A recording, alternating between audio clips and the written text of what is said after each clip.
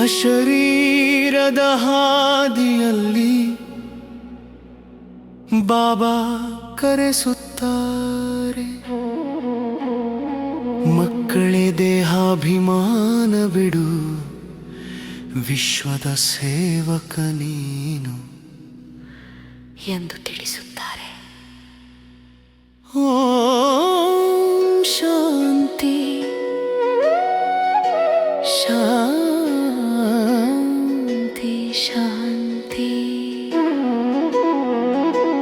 ಅಶರೀರದ ಹಾದಿಯಲ್ಲಿ ಮನ್ಮನಾಭವನಾದದಲ್ಲಿ ಪಾಪಗಳನ್ನು ಕರಗಿಸುವ ಬೆಳಕಾಗಿ ನೀರಿದೆವು ಬಾಬಾ. ಬಾಬಾ ನಮ್ಮನ್ನು ಲೋಹದಿಂದ ಚಿನ್ನ ಮಾಡುತ್ತಿರುವ ಪ್ರೇಮದ ಜ್ಯೋತಿ ನೀನೇ. ಯಾವ ಪುಸ್ತಕಕ್ಕೂ ಯಾವ ಕಥೆಗಳಿಗೂ ಇಂದು ನಮ್ಮ ಮನದ ಬಾಗಿಲು ಮುಚ್ಚಿದೆ. ನಾವು ತಂದೆಯ ಮಕ್ಕಳ. ಅನವಶ್ಯಕ ವಾಯುವಿಹಾರಗಳಲ್ಲಿ ಮನಸ್ಸು ಓಡಬಾರದು. ಮಕ್ಕಳೇ ನಷ್ಟವಾಗುತ್ತದೆ, ಶುದ್ಧತೆ ಕಡಿಮೆಯಾಗುತ್ತದೆ ಎಂದು ತಂದೆ ಸಾವಧಾನ ಕೊಡುತ್ತಾರೆ. ಪ್ರೀತಿಯೊಂದಿಗೆ ಕರ್ತವ್ಯದಿಂದ ಅಶರೀರದ ಹಾದಿಯಲ್ಲಿ ಮನ್ಮನಾಭವನಾದದಲ್ಲಿ ಪಾಪಗಳನ್ನು ಕರಗಿಸುವ ಬೆಳಕಾಗಿ ನೀರಿದೆವು ಶಿವಬಾಬಾ.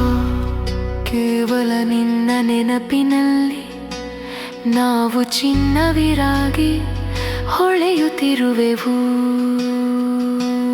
ನಾವು ಯಾರು ಬಾಬಾ ಕೇಳುತ್ತಾರೆ. ವಿಶ್ವಸೇವಕರು, ದೇವತೆ ತನದ ವಾರಸುದಾರರು. ಬ್ರಹ್ಮ ತಂದೆಯ ರಥದಲ್ಲಿ ಕುಳಿತು ಶಿವ ಬಾಬಾ ತಾವು ಓದಿಸುತ್ತಾರೆ. ಇದು ಯಾವ ಕಥೆಯಲ್ಲ, ಯಾವ ಪೌರಾಣಿಕತೆಯಲ್ಲ, ಇದು ಬದುಕಿನ ಮಹಾಸತ್ಯ. ಅಶರೀರಿಯಿಂದ ಬಂದು ಅಶರೀರಿಗೆ ಹಿಂತಿರುಗುವ ಯಾತ್ರೆ. ಈ ನೆನಪೇ ನಮ್ಮ ಮುಕ್ತಿ, ಈ ಯೋಗವೇ ನಮ್ಮ ಜೀವನ್ಮುಕ್ತಿ. ನಾವು ಲಕ್ಷ್ಮೀ ನಾರಾಯಣರಾಗುತ್ತಿದ್ದೇವೆ ಎಂದು ತಂದೆ ನಶೆ ತುಂಬುತ್ತಾರೆ. ಅಶರೀರದ ಹಾದಿಯಲ್ಲಿ ಮನ್ಮನಾಭವನಾದದಲ್ಲಿ ಪಾಪಗಳನ್ನು ಕರಗಿಸುವ ಬೆಳಕಾಗಿ ನೀರಿದೆವು ಬಾಬಾ. ನಮ್ಮ ಗುರಿ ಧ್ಯೇಯ ನಿನ್ನ ಕೈಗಳಲ್ಲಿ ರಚಿಸುತ್ತಿದೆ.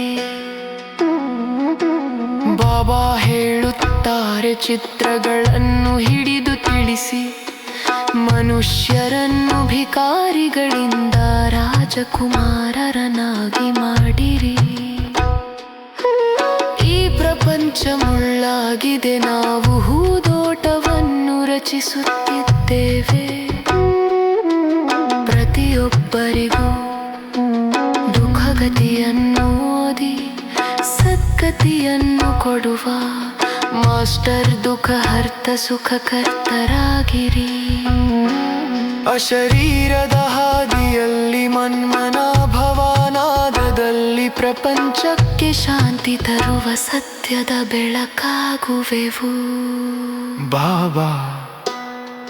ನೀನಿರುವೆ ನಮ್ಮ ನಯನಗಳಲ್ಲಿ, ನಮ್ಮ ಯೋಗದಲ್ಲಿ, ನಮ್ಮ ಸೇವೆಯಲ್ಲಿ.